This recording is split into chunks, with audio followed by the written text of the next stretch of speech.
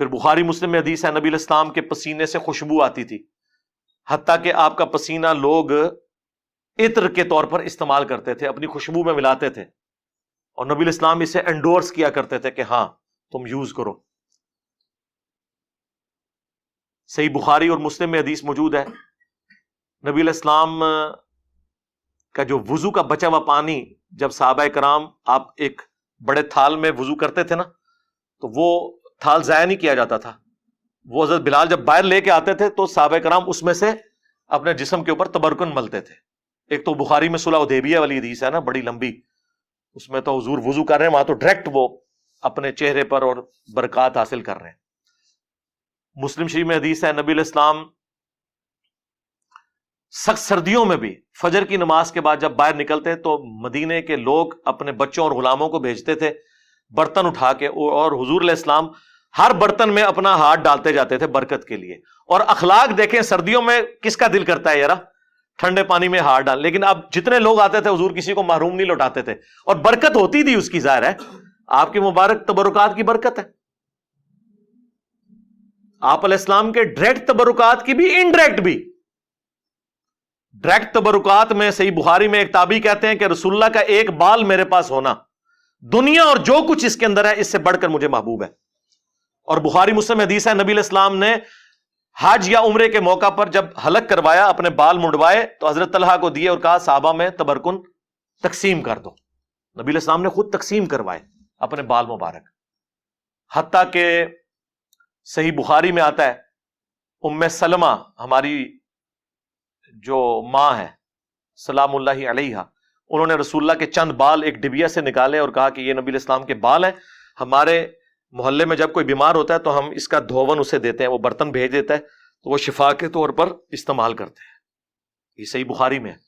صحیح مسلم میں اسما بنت ابی بکر نے رسول اللہ کا کرتا نکالا، کالے کلر کا کسروانی تیالسی جبہ جس پہ گوٹ بھی لگی ہوئی تھی، اور کہا کہ یہ نبی علیہ السلام پہنتے تھے، اور یہ سیدہ عائشہ کے پاس تھا، اور ان کی وفات کے وقت میں نے ان سے لے لیا، وہ بڑی بہن تھی ان کی، اور ہم اس کا دھون مریضوں کو شفا کے لیے پلاتے ہیں۔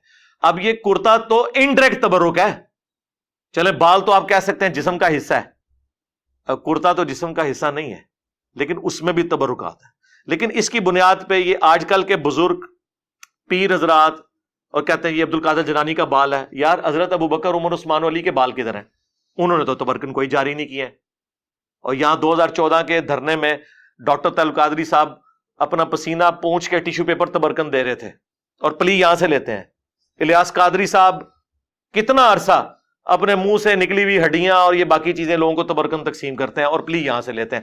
پھر جب ہم یہ کہتے ہیں کہ تم لوگوں نے یعنی عزتیں رسول اللہ کے نام پر اویل کی ہیں، لیکن پھر ڈاکہ مارا ہے ان کی عزت کے اوپر کہ تم نے وہ سارے پروٹوکول اویل کیے ہیں، کیا خلفائے راشدین بھی یہی کچھ کرتے تھے نبی علیہ السلام کی احادیث کی بنیاد کے اوپر؟ انس بن مالک کہتے ہیں میں نے آج تک، بخاری مسلم کے الفاظ ہیں، کوئی ریشم اور دباچ ایسی نہیں چھوئی کہ جو رسول اللہ کے ہاتھ سے زیادہ نرم ہو، اور آپ علیہ السلام کے ہاتھ کی خوشبو ایسی تھی گویا کوئی عطردان جو ہے وہ اپنی وہ صندوقچی کھولے تو اس میں سے وہ ساری ہوا اور فضا بنتی ہے، نبی علیہ السلام کے مبارک ہاتھوں سے ایسی خوشبو آتی تھی۔ مطلب یہ نہیں کہ آپ کی زندگی کو پیروں والی تھی تو اس لیے ہاتھ نرم تھے اتنے، نہیں، آپ نے تو بڑی ٹف لائف گزاری ہے۔ صحیح بخاری میں آتا ہے نبی علیہ السلام نے بھیڑ بکریاں بچپن میں چرائی ہیں، یہ اللہ نے معجزہ دیا تھا کہ آپ کے ہاتھ مبارک بہت نرم تھے۔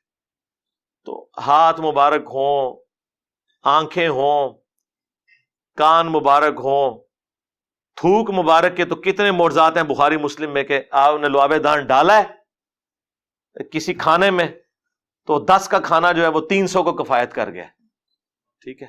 بخاری مسلم میں غزوہ حنین کے موقع پر بس ایک مٹھی بھری ہے زمین سے کنکریوں کی، 12,000 کا لشکر بھاگ گیا، نبی علیہ السلام کے ساتھ جو تھا صرف 80 بندے آپ کے ساتھ رہ گئے، اور آپ آگے بڑھ کر کہہ رہے ہیں انا النبی لا کذب انا ابن عبد المطلب، میں نبی ہوں اس میں کوئی شک نہیں، میں عبد المطلب کا بیٹا ہوں۔ اور پھر آپ نے یوں جب مٹھی ان کی طرف پھینکی تو ساروں کی آنکھوں میں جا کے وہ کنکریاں پڑی اور وہ اندھے ہو گئے اور مسلمانوں کو اللہ نے فتح دے دی۔ تو اس طرح کے معجزات۔ پھر بخاری مسلم میں حدیث ہے نبی علیہ السلام صلح حدیبیہ کے موقع پر جب پانی نہیں تھا، ایک برتن میں تھوڑا سا پانی جمع کیا صحابہ نے، آپ نے اپنی مبارک انگلیاں اس میں ڈالی صحابہ کہتے ہیں پانی کے چشمے جاری ہوئے. جابر بن عبداللہ سے وہ تابعی پوچھتے ہیں آپ لوگ کتنے تھے؟ انہوں نے کہا ہم 1500 تھے. 1,00,000 بھی ہوتے تو پانی زیادہ تھا. 1500 نے پانی پیا, سٹور کیا, جانوروں کو پلایا. تب بھی وہ ایک کولے میں جو نبی الاسلام نے مبارک ہاتھ رکھا تھا نا, وہ پانی ختم نہیں ہو رہا تھا. وہ پتہ نہیں اللہ نے کیا اس کے ساتھ چین جوڑ دی. مسلم شریف میں حدیث ہے کہ حضرت عمر فاروق رضی اللہ تعالیٰ عنہ نے ایک سفر کے دوران حضور سے کہا کہ کھانے پینے کو کچھ نہیں ہے تو ہم کچھ جمع کرتے ہیں, آپ برکت کی دعا فرمائیں. تو ایک برتن لا کے رکھا گیا, آپ نے اپنا ہاتھ رکھا. اچھا یہ ذہن میں رکھیے گا, یہ کریشن ایکس نہیلو کبھی نہیں ہوئی ہے. جب بھی ہوا ہے نا تو یہ کہ کھانا تھا اس میں لعاب ڈالا, برتن تھا پانی والا اس میں ہاتھ ڈالا. زیرو سے کبھی سٹارٹ نہیں ہوا. یہ اللہ کی کوالٹی ہے.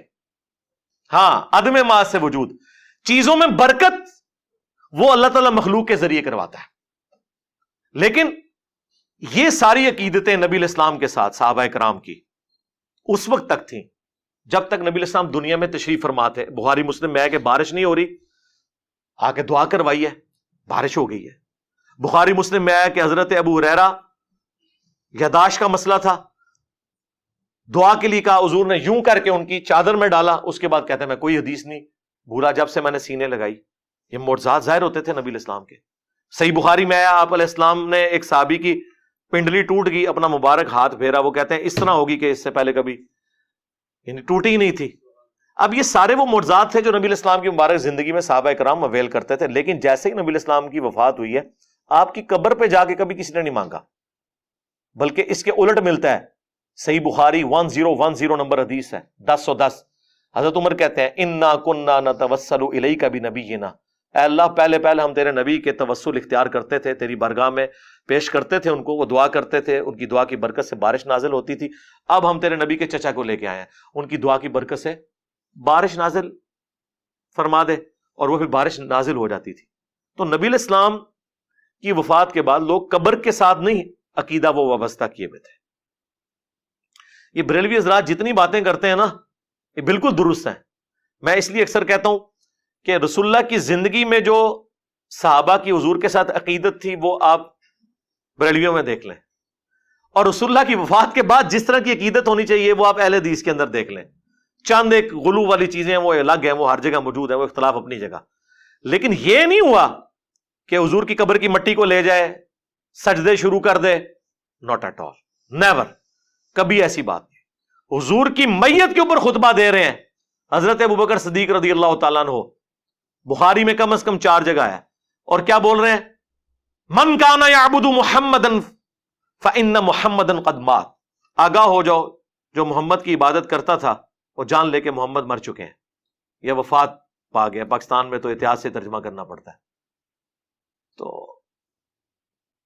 وَمَن يَعْبُدُ اللَّهَ, اور جو کوئی اللہ کی عبادت کرتا تھا وہ جان لے فَإِنَّ اللَّهَ حَيٌّ لَا يَمُوتُ, اللہ زندہ ہے, اسے کبھی موت نہیں آئے گی. رسول اللہ کی میت کے اوپر نعتیں, درود شریف, آیت کریمہ کے ختم نہیں, توحید بیان ہو رہی ہے. اور یہ نبی علیہ السلام کی خوبی ہے. یہ آپ علیہ السلام کو اللہ تعالیٰ نے پھل دکھا دیا کہ آپ کے تربیت یافتہ لوگوں نے جیزس کرائسٹ کے ماننے والوں کی طرح ان کے بارے میں ڈیوینٹی نہیں کلیم کی, بلکہ آپ کی میت کے اوپر توحید بیان کی ہے. اور کیوں نہ ہوتا, صحیح بخاری میں حدیث ہے, دیکھنا میری شان کو اس طرح بلند نہ کرنا جس طرح نصارہ نے اپنے پیغمبر کو بڑھا دیا تھا, میں اللہ کا بندہ اور اس کا رسول ہوں, مجھے اللہ کا بندہ اور اس کا رسول کہنا. بخاری مسلم دونوں میں حدیث ہے. عائشہ کہتی ہیں نبی علیہ السلام کی وفات کے دن چل رہے تھے, آپ تکلیف کی وجہ سے بار بار اپنی چادر اپنے چہرے سے ہٹاتے, اور آپ صلی اللہ علیہ وآلہ وسلم فرماتے ساتھ لعن اللہ الیہود والنصارى اتخذوا قبور انبیاءہم مساجدا, اللہ کی لعنت ہو یہود و نصارہ پر کہ انہوں نے نبیوں کی قبروں کو سجدہ گاہ بنا لیا تھا. اور اما عائشہ کے الفاظ ہیں بخاری مسلم میں کہ یہ حضور ہمیں ڈرا رہے تھے, اگر ہمیں یہ خطرہ نہ ہوتا کہ لوگ رسول اللہ کی قبر پہ سجدے شروع کر دیں گے تو میں نبی الاسلام کی قبر کو اوپنلی زیارت کے لیے چھوڑ دیتی. یعنی وہ حجرے والا معاملہ ختم ہو جاتا, صرف یہ ڈر تھا کہ یہ کام نہ لوگ ڈالیں. بخاری مسلم دونوں میں حدیث ہے, نبی الاسلام کی 2 بیویاں ام سلمہ اور ام حبیبہ جو ہجرت حبشہ میں شامل تھی, وہ حضور کی بیماری کے دنوں میں, آخری دنوں میں کہہ رہی تھی جب ہم حبشہ گئے تھے ہم نے ماریہ نام کا گرجا دیکھا تھا, وہاں پر تصویریں تھیں, حضور اس تکلیف کے عالم میں بھی اٹھے اور انہوں نے کہا کہ یہی تو ان میں خرابی تھی، جب کوئی پیغمبر یا نیک آدمی فوت ہو جاتا تھا اس کی قبر پہ تصویریں لٹکا لیتے تھے، مسجدیں بنا لیتے تھے اور وہ سارے معاملات شروع کر دیتے تھے. قیامت کے دن یہ لوگ بدترین مخلوق بنا کر اٹھائے جائیں گے. باقی قبر رسول اس پلانٹ ارتھ پہ اللہ تعالیٰ کی تجلیات کا مرکز ہے، شاہر اللہ میں سے ہے، اس کی حاضری نفلی عبادات میں افضل ترین عمل ہے. صحابہ کرام جاتے تھے، 4 کتابوں میں ہے، الموطا امام مالک میں، سنن الکبریٰ البیہقی میں، المصنف ابن ابی شیبہ میں، فضل الصلاۃ علی النبی میں، کہ عبداللہ بن عمر جب بھی مسجد نبوی میں داخل ہوتے 2 نفل پڑھتے، پھر قبر رسول پر آ کر عرض کرتے السلام علیک یا رسول اللہ، السلام علیک یا ابا بکر، حضرت ابو بکر کی قبر پہ، پھر حضرت عمر کی قبر پہ السلام علیک یا عمر، السلام علیک یا ابتا، اے میرے باپ آپ پر سلام ہو. وہ فضائل اپنی جگہ ہیں، اس سے تو کوئی انکار کر ہی نہیں سکتا. کوئی بدبخت ہی ہوگا جو ان چیزوں کا انکار کرے، لیکن غلوف سے بچنا ہے. لا تغلو فی دینکم ولا تقولوا علی اللہ الا الحق، دین میں غلوف نہیں کرنا، اور اللہ پہ بھی وہی بات کرنی ہے جو حق پر مبنی ہو. دیکھیں ابو داؤد میں حدیث ہے، سنن ابن ماجہ میں ہے، ایک صحابی نے حضور کو سجدہ کیا، آپ نے فرمایا سر اٹھا کیا کر رہا ہے؟ ان کا یا رسول اللہ ہیرا نامی جگہ پر گیا تھا، وہاں لوگ اپنے سردار کو سجدہ کرتے ہیں، آپ تو اللہ کے نبی ہیں. آپ نے فرمایا جب میں فوت ہو جاؤں گا اور تم میری قبر سے گزرو گے، کیا میری قبر پہ بھی سجدہ کرو گے؟ کہا نہیں یا رسول اللہ. تو فرمایا پھر مجھے کیوں سجدہ کر رہے ہو؟ اگر میں سجدہ جائز سمجھتا تو بیویوں سے کہتا کہ اپنے خامدوں کو سجدہ کریں اس حق کے سبب جو اللہ نے ان کو دیا ہے. اب انہوں نے نہیں آگے سے کہا یا رسول اللہ میں تو عشق میں کر رہا ہوں، عشق دے چلے نمبر لے گئے. اور اس سے بڑھ کر حضرت آدم کو بھی تو فرشتوں نے کیا تھا، ہم آپ کو کیوں نہ کریں؟